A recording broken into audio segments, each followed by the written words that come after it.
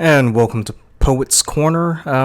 This is just a new thing I wanted to try out.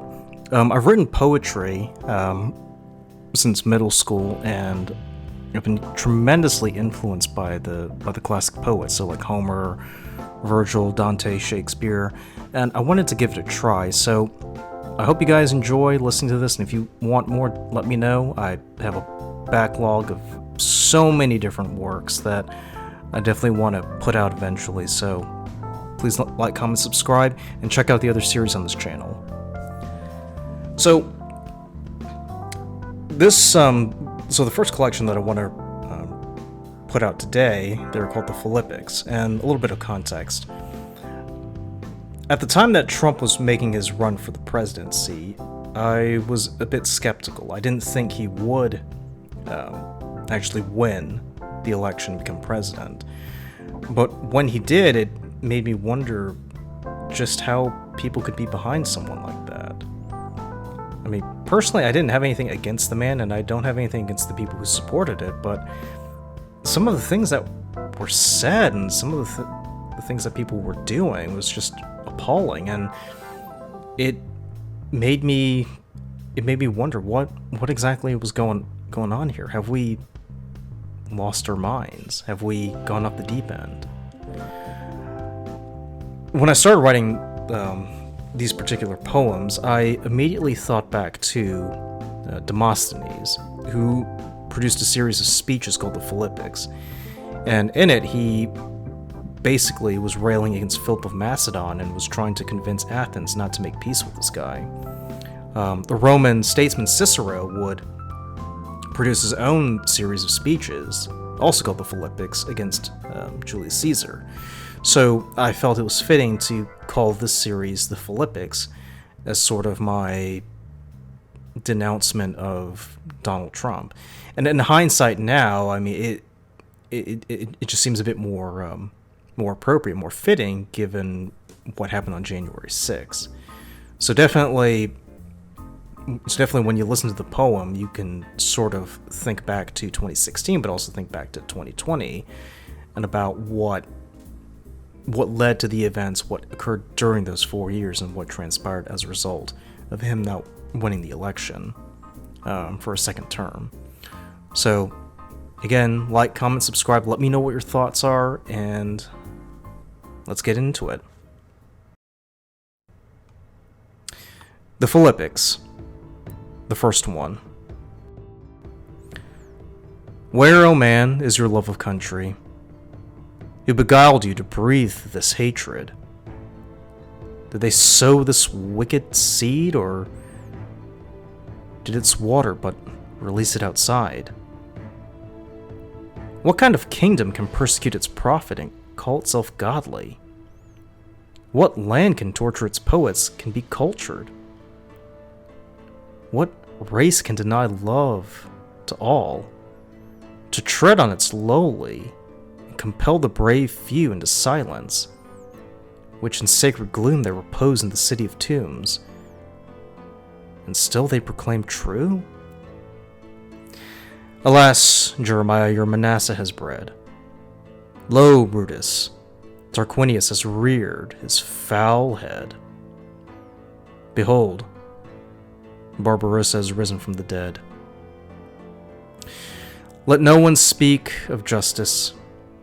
Let mercy be damned. Let vengeance and lust run rampant in the wide streets and spill it into our homes until it is so crammed into our souls that fear compels us to silence and makes mutes of advocates and martyrs of priests, so that diligence and truth become insolence.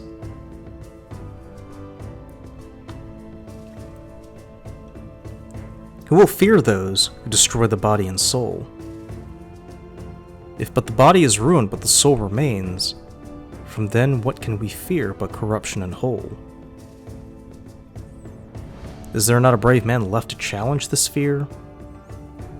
No woman to relieve the anguish of others? Have you been seduced to this gospel to not fear the wider world beyond? Make foes of friends and friends of foes. Divide and conquer if it justifies the wicked. For who condemns them in their foul ends? Let rot now this fetid state, if you please. Let it bleed from your children and spouses. If they cast this yoke, you only have yourselves to blame. In this pit where breeds infamy. And if you beg for mercy, may none be granted. For whosoever murder the prophets now themselves are hungry and thirsty. Those who put party before country may now reap their rewards in shackles, and all posterity judge them harshly with no dry eyes ready to weep. The second Philippic. Do not think yourselves disciples of Jesus Christ. For any who outcasts the outcast and enjoys it has denied the truth, in place of lust enticed. Do not feed the hungry if only he shares skin color of a similar tint. If your other siblings are left to waste by the side, this is sin. Can anyone love God but hate his country? Can anyone love his country but hate his kin? Can anyone love his truths but live in falsehood? If so, then may a golden robe envelop you. Let the lead weigh your soul as you shuffle as sheep, mindless and devoid of sense in all that you do. If you question me, I will not answer. If you demand proof or a sign, none is given. I owe you nothing, and offer no deference. You may deem me a traitor for not thinking like you, but at least I am no fool. You may revile me, destroy me, hunt me like a dog to the blue, but I will never break. You may mock, spit, and leer, but I will have the last laugh. Satisfaction comes slowly, but it is great. And then you will soon fear the coming wrath that will force you all to account for your sins and misdeeds. Whosoever derides, do so at your peril. Your hubris will not mount above my head and surpass me when comes the day you regret this foolish endeavor and atone dearly for letting yourselves be tricked. So they say. The third Philippic. We have seen in our time, brightest day, when then lived the best and the beloved. Now we must embrace the coming night when apathy perches a bird, screeching aloud a song that induces the worst made by the worst. And from its song do we gain an enemy of the world. Some may cajole, a few may revel, but others will mourn for what has been and what could have been. Is that not the great regret of our times? Or have we become blind and numb to this? Yea, if so, then may we remember that mercy's quality is not strained, even if patience is. And all the folk who hoisted this petard will rue the folly of their vindictiveness, and the gates of the world will shut from where we will never gain the key in our lifetime again, until we pass. And what care we the key? Are we happy to forfeit our prize so another can take it easily? Oh man, a prize yielded is not returned. The many who sweat to recuperate honor will be derided. The noble will be toppled, and the downtrodden who think themselves the masters have yoked themselves to a cruel taskmaster. He leads them to oblivion, and, deaf to reason, they too will reap the rewards of their crazed desire. The fourth Philippic. We have shown our true colors, and we are ugly. Hold up a smoking mirror so we can clearly see the wrinkles that ravaged our faces so badly. Beneath a veneer of gentility, we hide a black heart that drips pus and spews vulgarity. No knife or brush can conceal the hideous fright. Turn away. Retreat beneath the low-lying crag, and cover your head in the sand. Who would want you after seeing that horrifying visage? The interior matches the exterior. Foul is the soul to fellows who beg for help, deny mercy, cry war against the innocent. Lay bare the skin and hurl the lash, draw forth the crimson stream and water the graves of our fathers so they drink their fill, since so choked on tears they can no longer bear the very taste. What kind of people are we? What fear compelled us to the stage? What hatred drove us into the veins of insanity and bleed a creed of nocturnal distaste? Sadness is not enough to lay the state of ourselves.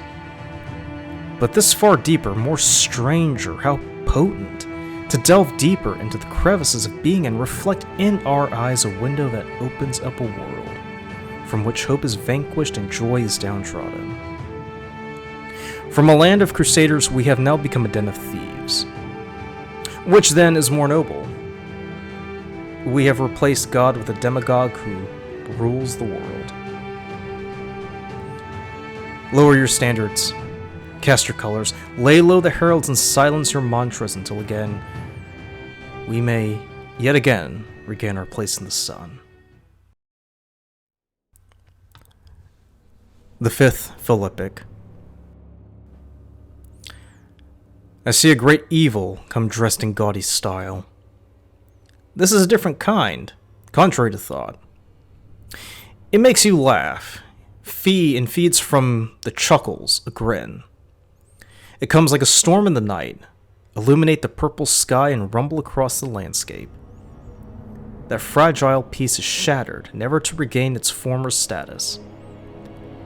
But evil is, as is known, its substance is not mistaken.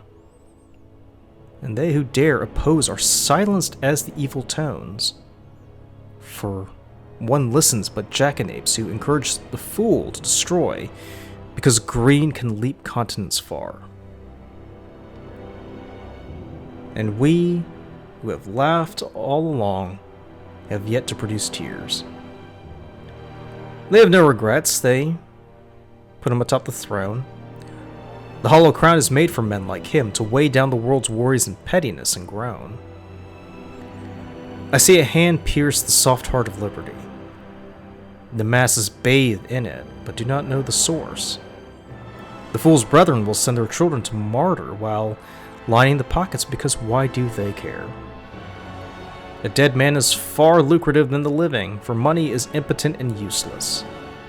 The worms are but his friends and foes at once, the unwanted who make their presence known.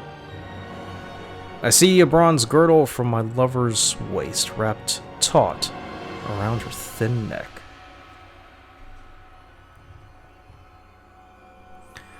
The roaming hands desecrate the ideal body and profane it with their licentious prayers, to strip bare my lover's dress and lay her open. To have what they want and demand, what need cover you? What need modesty you? What good decency? Come, let us partake and sully a bit. When complete, no one will want this bitch anymore. Strip her bare, hoist the shamed in a mercury cage for the world. Let sentence pass in a kangaroo court, yet she keeps her mouth shut. Because even in lowest shame, dignity clothes her in a queenly garb, and I love her still. And so would you if you saw my love. But what reproach can we give? What vengeance to seek? Should a man suffer an oath to ravish his dame? If nothing more than silence may be wise yet dumb. The sixth Philippic. O fortune, what have we done to anger you? Speak. Did we ignore you? Did hubris blind these eyes long that we no longer saw you? Did these lips not pay dutiful service at the altar of produce? Why open you the purple testament of war? Why make Golgotha our sacred hill? No, speak. Did we indulge too much? Did we idle in bliss while letting Lazarus starve? How many sons died, how many more crippled to irk you to no end? I know you, my fickle friend, you too have reasons deep to pull away our trappings and make naked the dying. The elements are cruel, the air hot. And when we wanted a drink, we had lead. When we hunger, you gave us fire, and when we shivered, you drowned us, washing away our livelihood. No, Fortune, you cannot be cruel. You cannot be, because reason will not allow it. And yet you defy. Fortune, you cannot favor the foolish and crass. You do not reward the thief and punish the good. You do not let the pious suffer, and wicked men do not wallow. No, Fortune, it is not so. And yet, Fortune, it is. You let the good and bad intertwine and let them corrupt. The straw and grain you burn alike, and no one can give, advocate, or defend with impunity. No, Fortune, I see now your humor. I see now your plan, and I too laugh. But not without a lump in the old throat. And you, Fortune? Have you seen the others? Now speak. If death had its fill, it would deny gluttony from the overflow, and you, Fortune, did choke the banks. No, Fortune. Either an angel are or devil be, let me speak my mind. Let me ask. And ask what? Since when did you yield to reason, ever now or then? But what you give, I see you take. Grant me a boon. Let me see the day when you take, that you take all, and leave the wicked in a pool of corruption. If you grant this, would we return to you in hope? If Jerusalem turned to avoid Roman wrath, what we the mission have to accomplish the same? Should any source of mercy be rejected so? Should any recipient of mercy be scorned? What hope have we, then, if we say the affirmative? The 7th Philippic. Do not presume you own the world, for there are those in it who would resist. Do not dare to dream lands cowering in fear, for there live the brave and bold. How many times do we look upon the outside and loathe what we see? Is it below the standard? Is there an inherent fear of the other kind? We may disdain kings and emperors, but we gain the same in act if not name. The altar of glory is fed constantly with the blood of the youthful. This is an empire of thought, and will endure long after the border has diminished. Since when did thoughts die an easy death? When did they procure some toxin in a brazen goblet to regain its past glory in the Valhalla of our dreams? A man may reject the purple and thus proclaim, I am no king, but a mortal, like you, who will taste judgment at death's hand. Behold my many sins and decide. The adulation will give its fill, but how many generations will be weeded of its potential? You who said, he is no king, but a humble commoner. We have elected an emperor.